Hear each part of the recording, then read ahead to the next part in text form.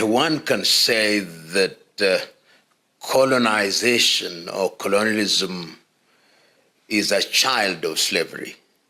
A child in the sense that the enslaver makes you into an object. An enslaver dehumanizes you. An enslaver sees you as a chattel. An enslaver does not treat you as a human being. Conversely, colonialism, which is a refinement of slavery, pretends that it is different. It is different to the extent that external control is imposed. But still, you are under control and you are considered to be inferior.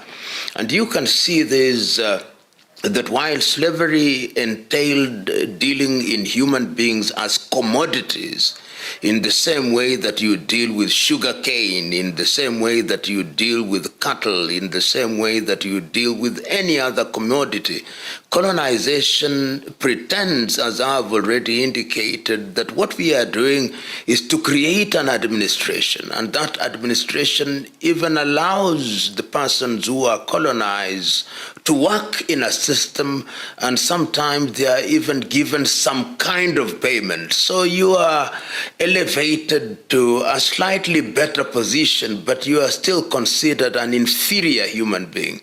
You see, in all those situations where slavery had given way to colonization, first of all, what they did is to say, we stop slave trade, we stop slavery, but your land now becomes our colony or becomes our protectorate, and we bring in our administrators, and we'll use some of you for purposes of enforcing our laws and using your land for our benefit and using your mineral resources and using your human resources.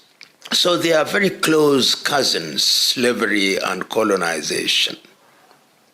There are those who think that there was a transition which was smooth, but all this was planned and carefully choreographed. And it's also important to note that slavery quite never ended. What ended was the classical, traditional slavery where you acknowledge that there's slavery, it is accepted as being legal, where the trade in human beings is also legitimate and the human being is commodified.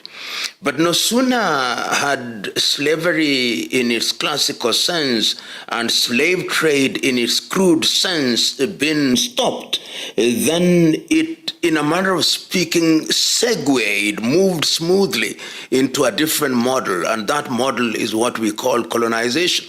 So that when the European powers are meeting in Berlin in 1885 to 1884 to 1885, they are saying, yes, we have stopped the crude things that we were doing, but we now want to go into a different phase where we are administering. So the French are administering in their newfound territories, the British are doing the same, the Italians are doing the same, the Germans are doing the same, the Italians are doing the same, the Dutch are doing the same, and all these in an attempt to continue what they were doing, to use labor in situ where they are. So that labor is no longer being exported to the Caribbean, labor is no longer being exported to Europe, labor is no longer being exported to the United States. Now you are being dominated where you are.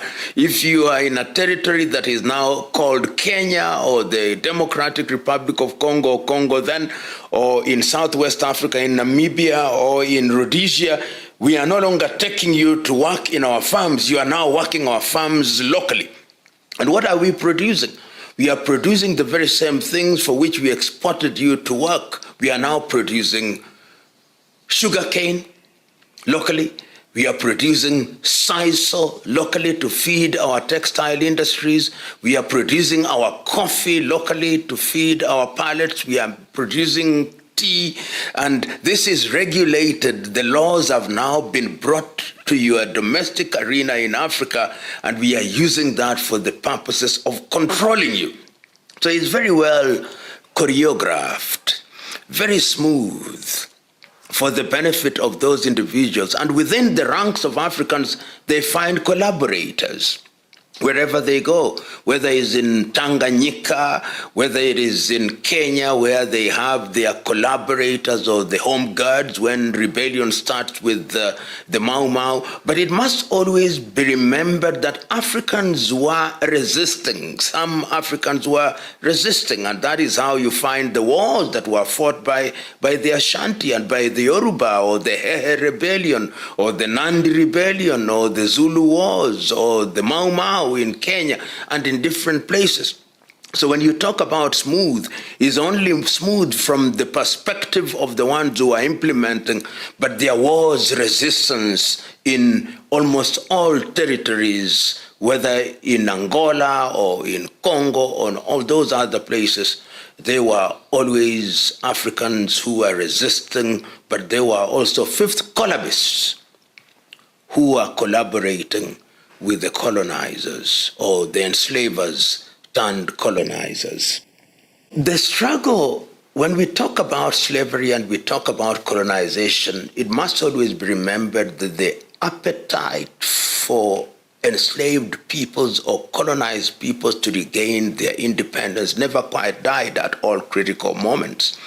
And we may focus on Africa, but we must also remember that this was happening in Latin America, happening in Central America, happening in the Caribbean, happening in different parts of the world, so that as early as 1821 in the Caribbean, rather in the Central America, all the countries are granted their independence.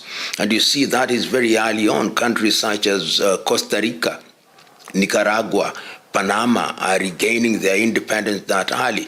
In the Caribbean, it comes a little later. In a number of countries in Latin America, of course, it comes a little early.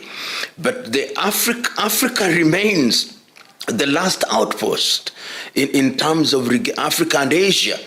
And you see, there are many struggles in Asia. For example, we know what happened with the Indian and the activities of individuals such as Mahatma Gandhi, India regaining independence in late 1940s.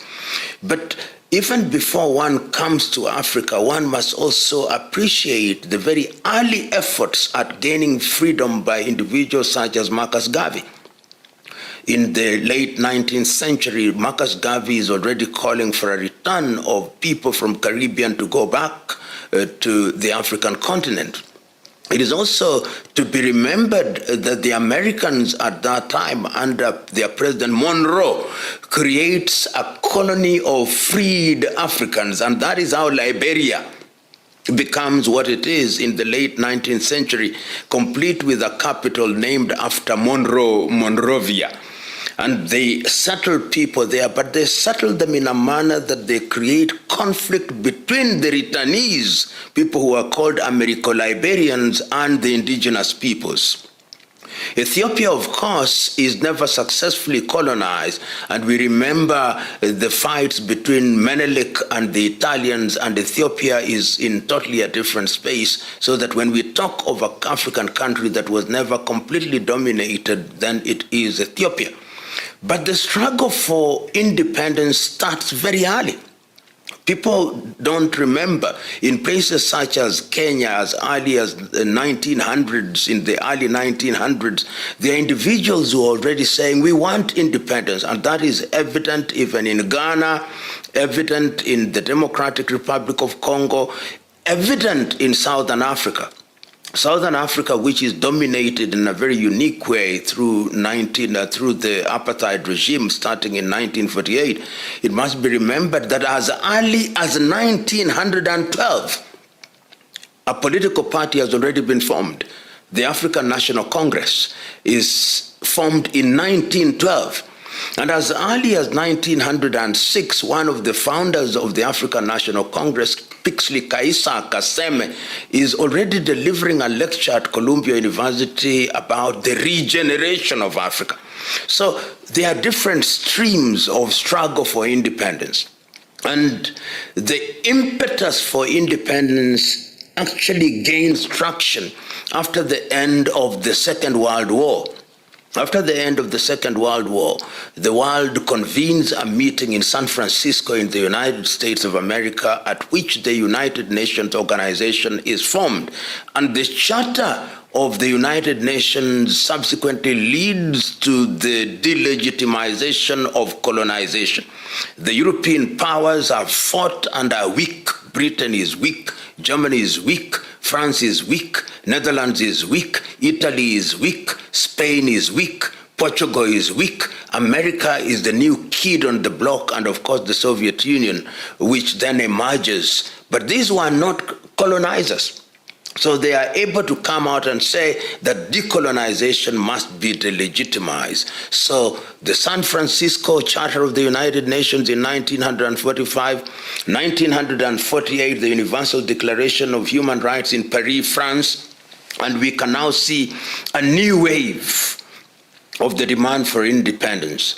And in 1945, one of the biggest Pan-African Congress meetings is convened in Manchester in the United Kingdom, 1945. And you see some of the leading lights who later participate very intimately in the struggle for independence are present there. Kwame Nkrumah is there.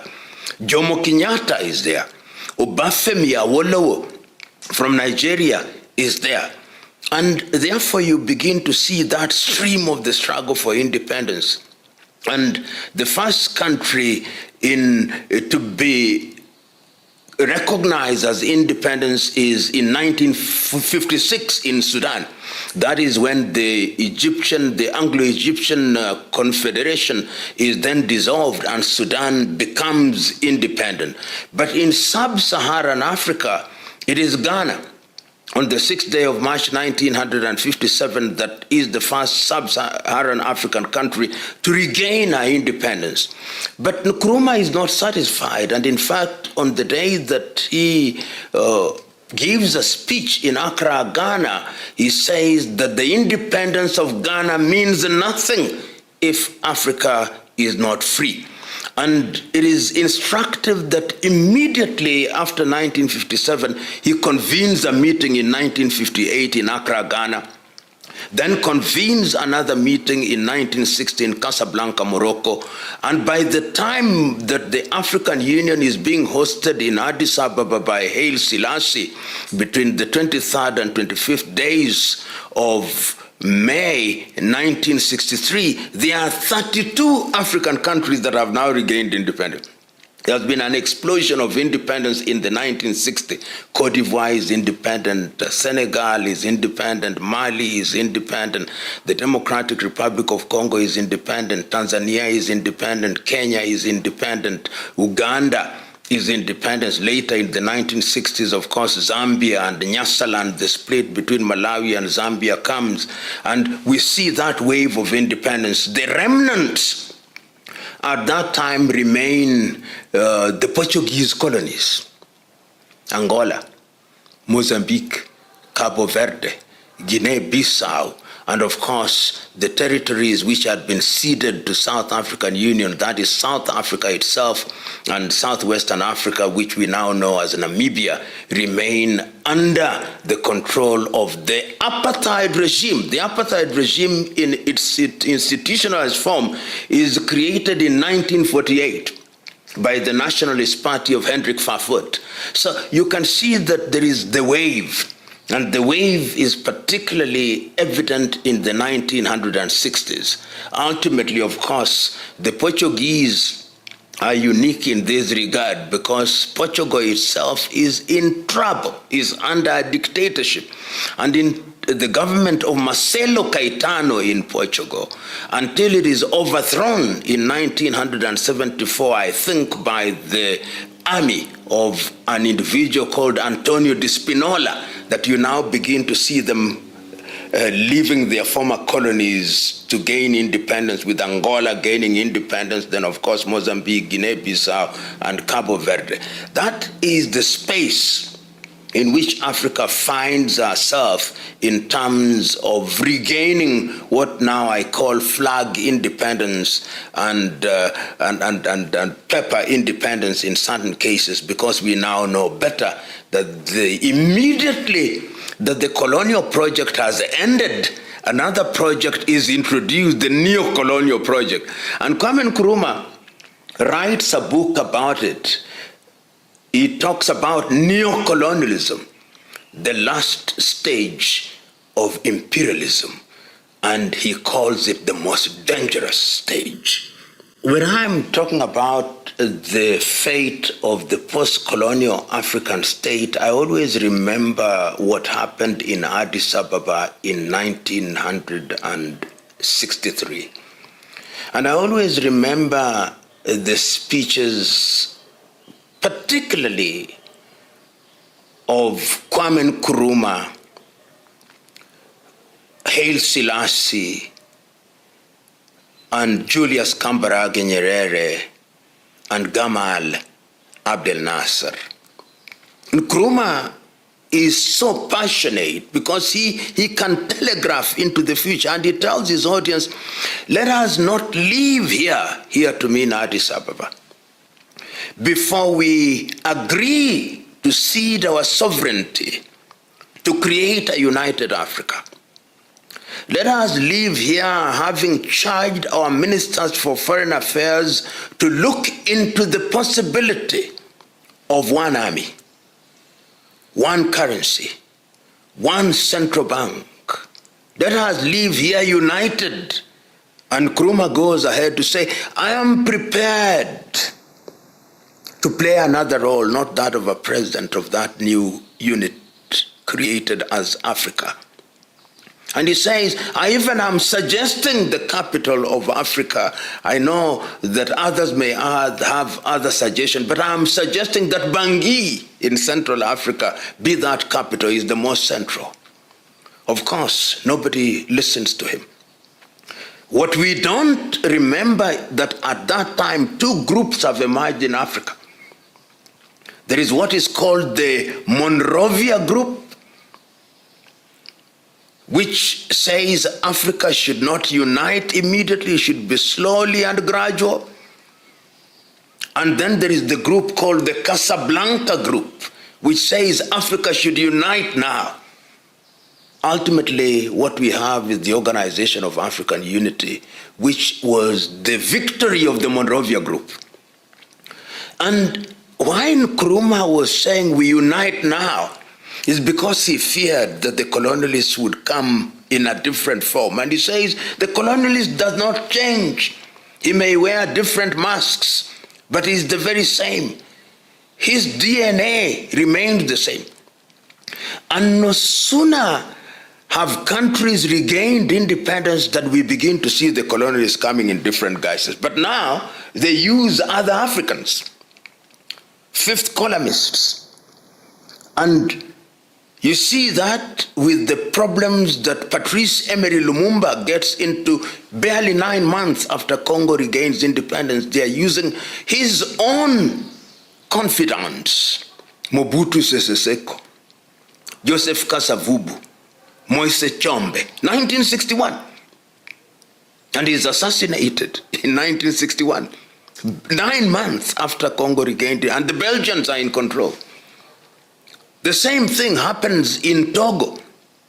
Sylvanus Olympio is assassinated. The colonialists, the French, are doing it.